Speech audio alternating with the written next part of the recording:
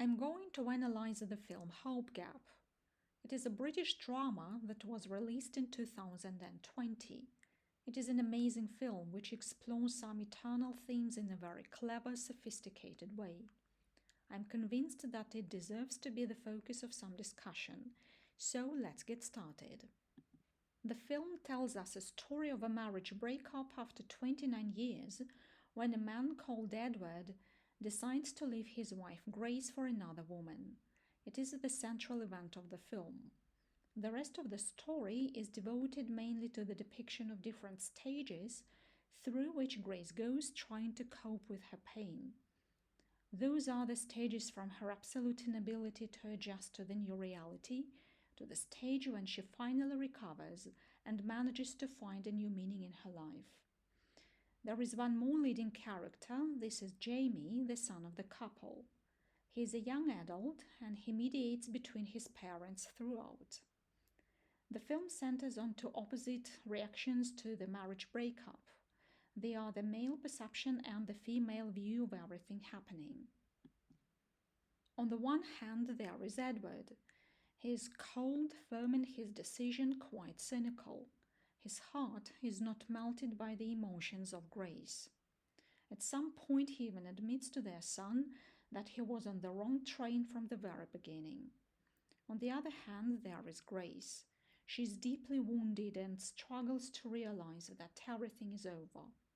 For her, it is a real tragedy, grief, unbearable pain. She can't comprehend how her closest person has suddenly become a stranger to her. First, she calls him a murderer.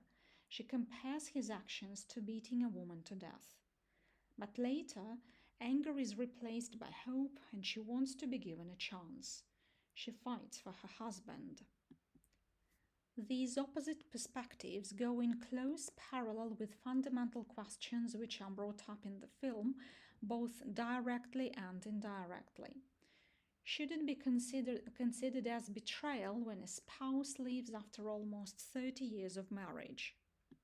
In other words, does one have the right to leave after so many years of marriage? Does one have to stay even if he or she doesn't want any more? Should grown-up children be held responsible for the mediation between their parents, and if yes, then to what extent? It is suggested that there are no right or wrong answers to these questions, and that it is a matter of individual moral principles how to act and what decisions to take. Getting back to Grace, she immerses herself in nostalgia for the past, but the present is relentless and uncompromising. The present forces her to face up to reality, not caring whether she is prepared for it. For the present, it makes no difference who is wrong and who is right, what is fair and what is unfair. One of the key messages of the film is that to reach happiness, we have to be explorers. No matter how old we are, no matter what we experienced in the past. The future requires that we explore our inner selves and undergo necessary changes in our minds if we want to survive both mentally and physically. The notion of survival is raised in the film mainly through quotations from different literary and historical works. For instance, Edward, who is a history teacher, while describing the marching of the Napoleon's troops, refers to the following quotations. Once left behind on the road, they froze to death. Nobody looked back. By abandoning the weak, the strong survived. By this, it is implied that the same is true of relationships between people in everyday life. However painful it might be, the strongest survives. The motive of survival confronts the motive of suicide.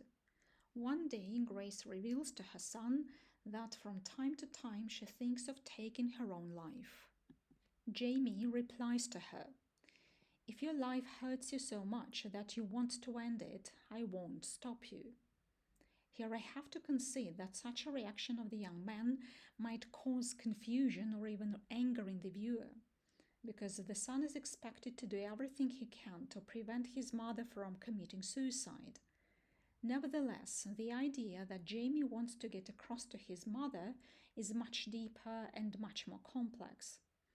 Attempting to explain what he actually means, he says to her, "But we each have to carry our own burden. You are like an explorer. You are further down the road. So if after a while you don't go anymore, then I'll know that the road is too hard and for too long.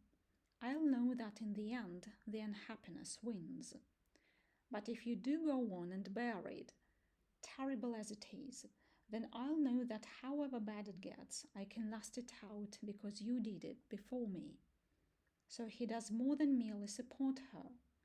He empowers Grace to transcend her victim mindset and to reshape her understanding of herself and her life.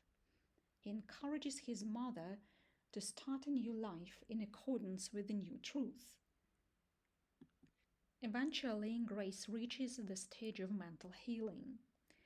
Grace's recovery seems to be marked by her confession when she says, "The thing about unhappiness is after a while it stops being interesting."